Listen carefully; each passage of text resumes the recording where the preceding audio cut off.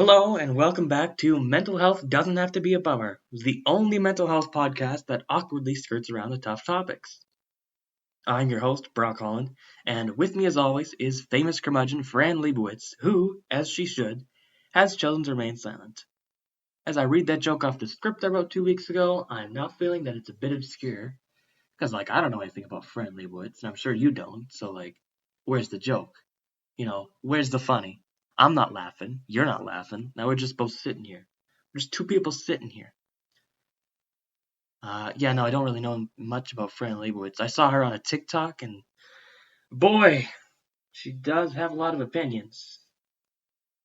Which, women can have opinions. I'm not trying to take that angle here, but, calm down once in a while, Fran Lebowitz. Whatever. Moving on. Before I move on to the content I'm being graded for, I'd like to remind our listeners that this podcast is listener supported. So please make a pledge today. Our topic for today's episode comes from longtime listener, first-time question asker, Anne from Ann Arbor, Michigan, who asks, what is the link between exercise and mental health? Thanks for asking, Anne. Good question. Over the years, that's been one of our most asked questions, but we never thought we could make an episode out of it because it's not a very good one.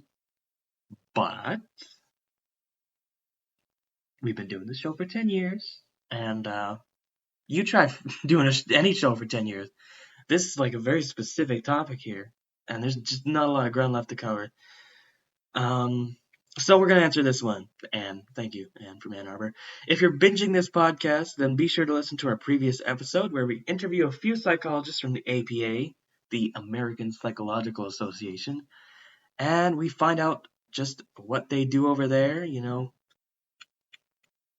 not going to give it away. You got to listen to the episode. So go do that first, because there actually are a lot of inside jokes. One thing about this podcast, a lot of inside jokes. So you gotta listen to the whole thing, or else you're not going to get them. So, exercise. Let's talk about that. It isn't the first thing we think of when we think of mental health, which makes some sense. Most people think of physical and mental health as separate things, but they're actually pretty closely linked. When one suffers, so does the other. Still though, physical health is often neglected in the treatment of mental health. One of the first signs of mental illness is a change in a person's physical activity. Mostly when it gets less. But when people start exercising more, that can be a sign of something being wrong. For example, when we're dealing with something like depression, people often adopt a more sedentary lifestyle. Exercising just seems like a waste of time or just a bit of a chore. This can cause people to feel guilty about not taking better care of themselves, which just makes them more depressed and just more sedentary, which just makes the cycle worse and worse. It kind of snowballs. According to research, even mild, really low intensity exercise can help improve your mood and self-esteem, as well as reduce risk of mental illness. A Harvard study, which of course you gotta trust Harvard, all the good people over at Harvard, a study from there found out that walking for an hour or running for just 15 minutes a day can reduce the risk of major depression by at least 26%. This is because physical activity releases dopamine and endorphins, a few of the brain's quote-unquote feel-good chemicals.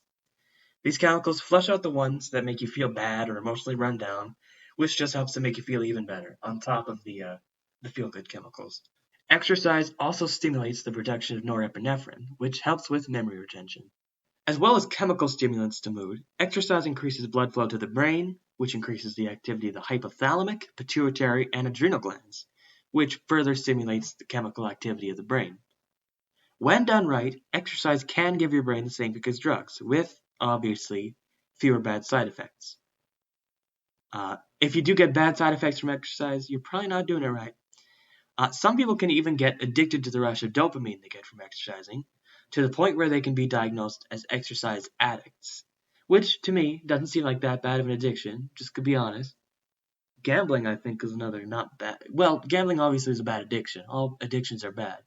But if you're a gambling addict, there's a chance you can make money, which is not what we're here to talk about, so I don't know what I'm doing. While exercising can give people huge boosts to their mood and far decrease the effects of mental issues, a lack of exercise can do just the opposite. It goes just beyond a gloomy mood, though. According to the BBC, not getting enough physical activity can be enough to cause dementia and depression. But between you and me, listeners, take that with a grain of salt.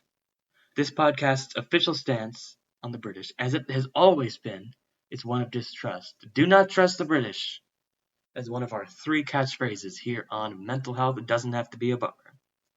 Before we learn more about how a lack of exercise can impact your mental health, let's just take a break to hear from our sponsors.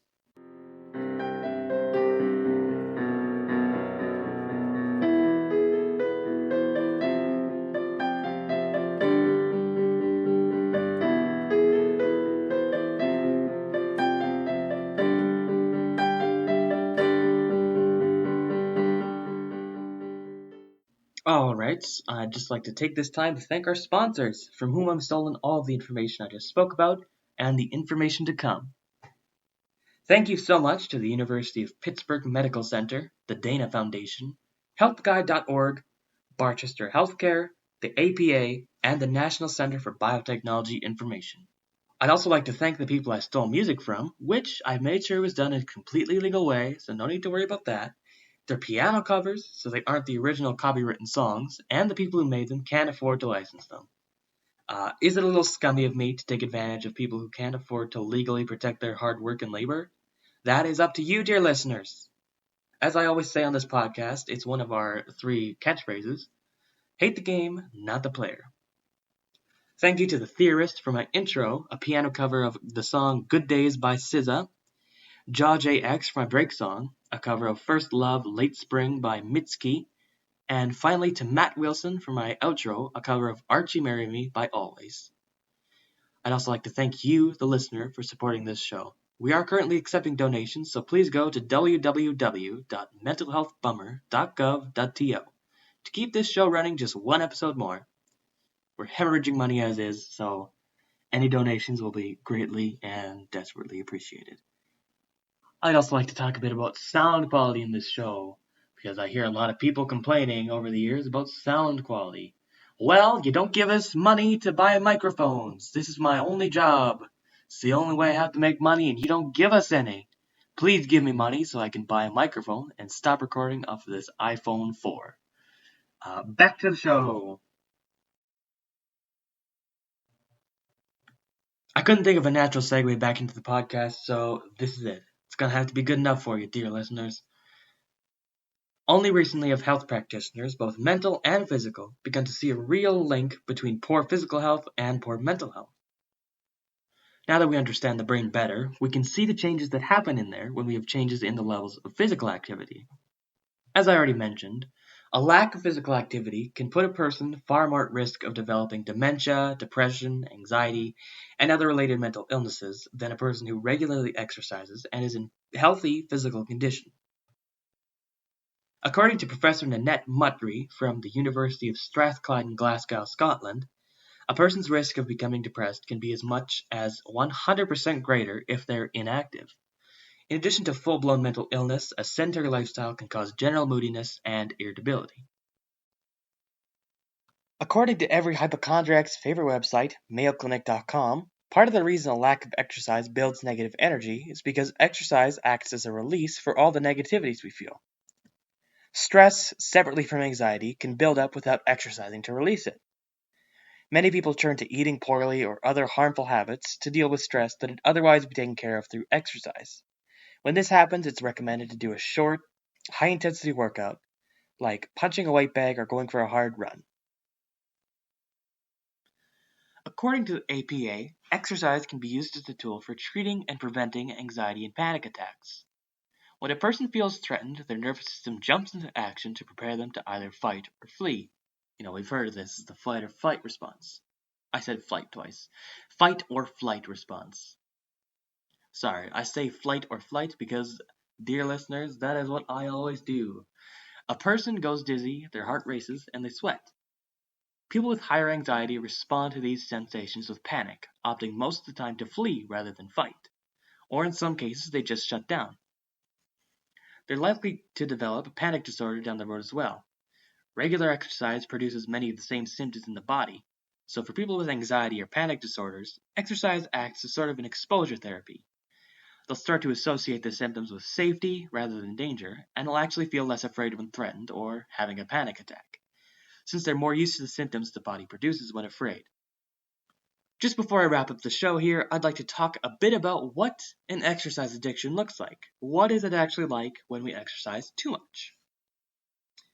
Obviously, people can get addicted to the chemical reaction, the rush of dopamines that we get from exercising, but there's also other obsessions that lead to an addiction forming, like an obsession with staying in shape and having the validation of others. Many people with exercise addictions also have another addiction. Usually it's to a substance like drugs or alcohol. People with exercise addictions will exercise for an unreasonable intensity and amount of time. They'll exercise despite injury or illness, or they'll just escalate the level or amount of exercise they do. They won't take off days to rest, and they'll ignore all the negative consequences of exercising on their personal or work lives to continue a strict and intensive workout cycle. Addicts can also experience withdrawal symptoms like depression and aches when they go without exercising. People with the addiction may develop anorexia or bulimia nervosa in an attempt to further control their body and keep a certain form. Although I'd like to end on a high note here, exercise addiction is very hard to treat. Since there aren't many studies done on the subject, there's not a lot of information out there for exercise addicts, and it's not even widely recognized. The APA does not recognize it as an addiction. So, yeah, that's pretty much all I have to say. Kind of depressing. Exercise addicts, there's no hope for you. Alright, that wraps up this week's episode of Mental Health Doesn't Have to Be a Bummer, the only mental health podcast that makes less annually than a minimum wage job. I hope you all enjoyed, and I hope you all tune in for next week's episode where we discuss how to help a friend who's struggling from mental illness. And if you want to hear more from me, your host, Brock Holland, please check out my weekly hour-long podcast, Brock Talk. I talk about current events, make hilarious jokes, and all the wacky adventures I have in this little story we call life. Anyways, I'll see you all later, and remember, mental health doesn't have to be a bummer.